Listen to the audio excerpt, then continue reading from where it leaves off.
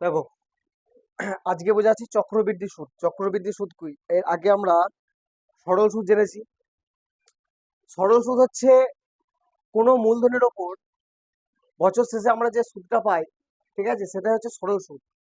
এবং প্রতি বছর সরল সুদের মানে পরিমাণটা একই থাকে।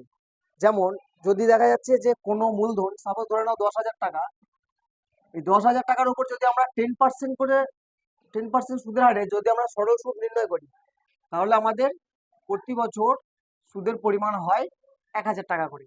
ঠিক আছে, এই যে 1,000 টাকা করে আমার প্রতি বছর হচ্ছে, তো আমার প্রত্যেক বছরে এটা হচ্ছে ধরো ফার্স্ট ইয়ার শেষে, যদি আমরা সেকেন্ড ইয়ার শেষে আমাদের সরল সুদ সেই 1,000 টাকা,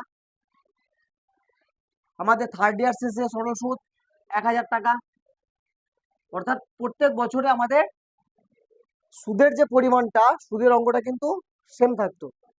কিন্তু চক্রবৃদ্ধি সুদের ক্ষেত্রে একটু আলাদা। কি আলাদা? সেটা হচ্ছে তুমি প্রথম বছরে সাপোজ 10,000 টাকা তুমি ব্যাংকে জমা করলে, ব্যাংকে জমা করার পরে তোমার 10% সুদের হারে, চক্রবৃদ্ধি সুদের হারে তুমি প্রথম বছরে, অর্থাৎ এটা হচ্ছে আমি ফার্স্ট ইয়ারে তুমি সুদ পেলে, এর উপর 10% মানে 1,000 টাকা। ঠিক আছে, এবার এই প্রথম বছরে সরল সুদের পরিমাণ এবং চক্রবৃদ্ধি সুদের পরিমাণ দুটোই সেম থাকে। এটা কিন্তু আমরা সরল সুদের ক্ষেত্রেও বললাম 1,000 টাকা থাকবে প্রথম বছরের শেষে, এবং চক্রবৃদ্ধি সুদের ক্ষেত্রেও কিন্তু 1,000 টাকা থাকবে। দ্বিতীয় বছর শেষে কি হবে? দ্বিতীয় বছর শেষে তোমার এই যে 10,000 টাকা তোমার আসল ছিল, প্লাস আমরা এখানে দেখতে পেয়েছি 1,000 টাকা আমার এক্সট্রা সুদ পেয়েছি আমি, এই আসল মানে মূলধন প্লাস এই যে বছর শেষে আমরা যে সুদ পেয়েছি, এটা এর সঙ্গে অ্যাড হবে।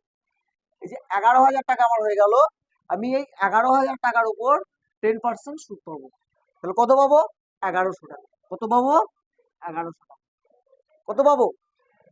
তাহলে প্রথম বছরে আমি পেলাম 1,000 টাকা, দ্বিতীয় বছর শেষে আমি পেলাম 1,100 টাকা। তাহলে আমার দেখো, এটা যদি সরল সুদ হতো তাহলে আমি পেতাম কত? 1,000 টাকা, 1,000 টাকা। কিন্তু আমি এখানে 100 টাকা বেশি পেলাম, এখানে 100 টাকা বেশি পেলাম। আবার তৃতীয় বছর শেষে আমার মূলধন কত ছিল?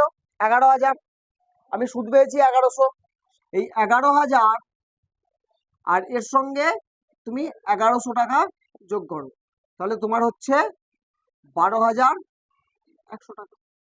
ঠিক আছে, এই 12,100 টাকার উপর তুমি আবার 10% সুদ পাবে। অর্থাৎ প্রতি বছর কি হচ্ছে না, আমি যে সুদটা পাচ্ছি সেই সুদটা আসলের সঙ্গে যুক্ত হয়ে আমার আবার নতুন করে সুদ, মানে আবার যে নতুন সুদটা পাচ্ছি, এটাই হচ্ছে চক্রবৃদ্ধি সুদ। এটাই হচ্ছে চক্রবৃদ্ধি সুদ। অর্থাৎ প্রতি বছর চক্রবৃদ্ধি সুদের পরিমাণ কি হয়? বাড়তে থাকে, প্রতি বছর বাড়তে থাকে। আর প্রতি বছর মূলধনটাও বাড়তে থাকে। ঠিক আছে, কারণ বছর শেষে আমরা যে সুদটা পাই, এই সুদটা আসলের সঙ্গে যুক্ত হয়ে সেটাও আসলে পরিণত হয়ে যায়। এবার এখানে যে জিনিসগুলো তোমাকে মনে রাখতে হবে, সেই জিনিসগুলো হচ্ছে, প্রথমত কিছু টার্ম আছে। যেমন প্রথমে হচ্ছে এ, আমরা এ দ্বারা চিহ্নিত করতে পারি সুদ যোগ আসল। এই সুদ আসলটাকে আমরা একসঙ্গে এ দ্বারা চিহ্নিত করি, একসঙ্গে এ দ্বারা চিহ্নিত করি। পি, পি হচ্ছে শুধু আসল, পি হচ্ছে শুধু আসল। ঠিক আছে, আর হচ্ছে সুদের হার, আর হচ্ছে সুদের হার, আর এন হচ্ছে সময়, এন হচ্ছে। ঠিক আছে, এবার এটা তোমার বের করার ক্যালকুলেশন সূত্র কি আছে? সূত্র হচ্ছে A equal to P into 1 plus R by 100 to the power n। এটা হচ্ছে তোমার, যেখানে দেখো আমরা সব পেয়ে গেছি। এ হচ্ছে সুদ প্লাস আসল, পি হচ্ছে আসল, আর হচ্ছে সুদের হার, এন হচ্ছে সময়। সময়টা সবসময় বছরে এখানে ক্যালকুলেশন হয়। ঠিক আছে, এখানে এন মানে হচ্ছে তোমার 1 বছর, 2 বছর 3 বছর যা দেয়া থাকবে তোমার, সেটারই মান হচ্ছে এন। চক্রবৃদ্ধি সুদের ক্ষেত্রে একটা জিনিস তোমাদের মনে রাখতে হবে, তোমার এখানে ক্যালকুলেশন কিন্তু বছর শেষে নাও হতে পারে। তোমার বইয়ে যেভাবে বলা থাকবে যে প্রতি 6 মাস অন্তর দেয় সুদের পরিমাণ, ঠিক আছে, কোয়ার্টারলি হতে পারে, যদি কোয়ার্টারলি হয় তাহলে 3 মাস পর পর, ঠিক আছে, তারপর তোমার 4 মাস অন্তর হতে পারে, সেটা বইয়ে যেভাবে বলা থাকবে তোমাকে সেভাবে করতে হবে। এতদূর পর্যন্ত কোনো সমস্যা আছে? এবার তোমরা অঙ্ক করলেই সব পেয়ে যাবে। আচ্ছা দেখো, তোমাদের 1 নম্বর অঙ্কটা করে দিয়ে আমি বুঝিয়ে দিচ্ছি এটা কিভাবে হবে। প্রথমে যেটা করছি সেটা সূত্র বহির্ভূত, ঠিক আছে, সূত্র ছাড়া। কিভাবে?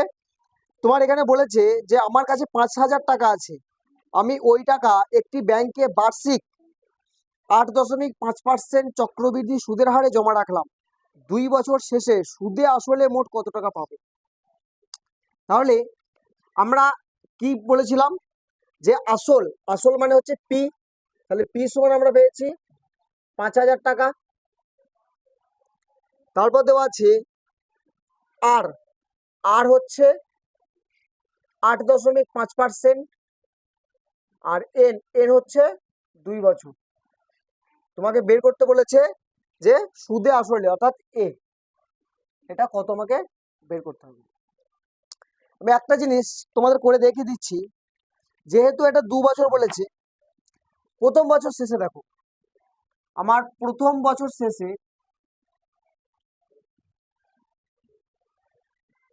প্রথম বছর শেষে আমার কি হচ্ছে, আমার আসল হচ্ছে 5,000 টাকা, আর আমি সুদ পাচ্ছি 8.5%, ঠিক আছে, তাহলে আমি মোট কত সুদ পাচ্ছি? কাটাকাটি করো, 0 0, 5 5 25-এর 5, আর থাকে 2, 5 8 40, আর 2 40 42, 425। যেহেতু একটা শূন্য আছে তাই দশমিকের জন্য আমরা একটা শূন্য লিখলাম না, ঠিক আছে, মানে এই শূন্যর জন্য আমার একটা দশমিকের 1 ঘর আগে দশমিক আছে, তাই শূন্যর জন্য দশমিক উঠে গেল, ঠিক আছে, তাহলে আমার হচ্ছে 425 টাকা। এটা হচ্ছে আমার প্রথম বছর শেষে, প্রথম বছর শেষে আমার সুদ হচ্ছে 425 টাকা, প্রথম বছর শেষে সুদ, ঠিক আছে। এবার তাহলে প্রথম বছর শেষে এই যে আমি সুদটা পেলাম 425 টাকা, এটা তো সমূল চক্রবৃদ্ধি হয়ে যাবে। প্রথম বছর শেষে আমার সুদ এবং আসল দুটো মিলে কত হচ্ছে, সুদ প্লাস আসল কত হচ্ছে, আমার 5,000 টাকা ছিল প্লাস 425 টাকা আমার যোগ হলো, মোট কত টাকা হলো? 5,400।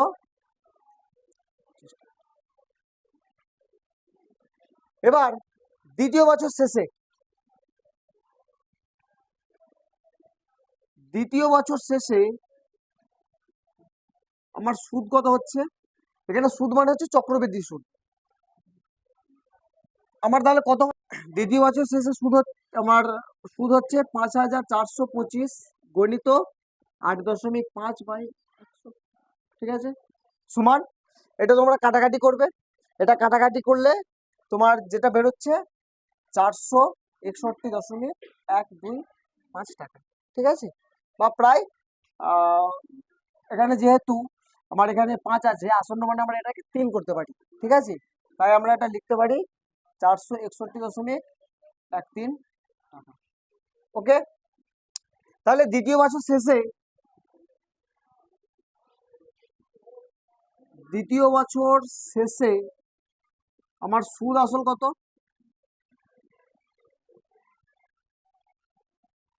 দ্বিতীয় বছর শেষে আমার সুদ আসল হচ্ছে, আমার ছিল কত, 5,425 টাকা, প্লাস আমি ওখানে পেয়েছি কত, 461.13 টাকা,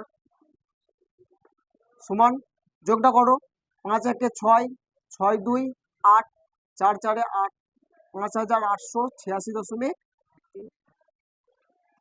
তাহলে তোমার বইয়ের অ্যান্সার কি চেয়েছে যে 2 বছর শেষে সুদে আসলে মোট কত টাকা পাবো, তাহলে 2 বছর শেষে আমরা সুদে আসলে মোট কত টাকা পাবো, 5,886.13। এই টাকাটা আমরা 2 বছর শেষে সুদে আসলে পাবো। ঠিক আছে, এবার এটা হচ্ছে আমরা সূত্র ছাড়া, তোমাদের যে সূত্রটা লিখে দিয়েছিলাম সেই সূত্র ছাড়া এটা করলাম। কিন্তু এটাকে তোমাকে সূত্রের মাধ্যমে করতে হলে কি করতে হবে, আমাদের এ বের করতে বলেছে, তাহলে তোমায় লিখতে হবে A equal to P into 1 plus R by 100 to the power n, যেখানে পি হচ্ছে 5000 ইন্টু 1 প্লাস আর হচ্ছে 8.5 বাই 100 ইন্টু এন, এন মানে হচ্ছে, ঠিক আছে, সমান 5000 গণিত, এখানে তুমি দশমিকের জন্য এখন দশমিককে রেখে দাও, ঠিক আছে, এটাকে কিছু করার দরকার নেই। এটা কি আছে, 100 লসাগু যদি হয় তাহলে এটা হয়ে যাচ্ছে 108.5 বাই 100, তাই তো, এটা হয়ে যাচ্ছে 108.5, আর যেহেতু স্কোয়ার আছে তাই আমরা এটাকে দুবার লিখবো। কতবার লিখবো, দুবার লিখবো। এইটা হচ্ছে তোমার ক্যালকুলেশন। এবার এটাকে তুমি ক্যালকুলেশন করে যেটা হবে দেখবে 5886.13 টাকা এটা চলে আসবে।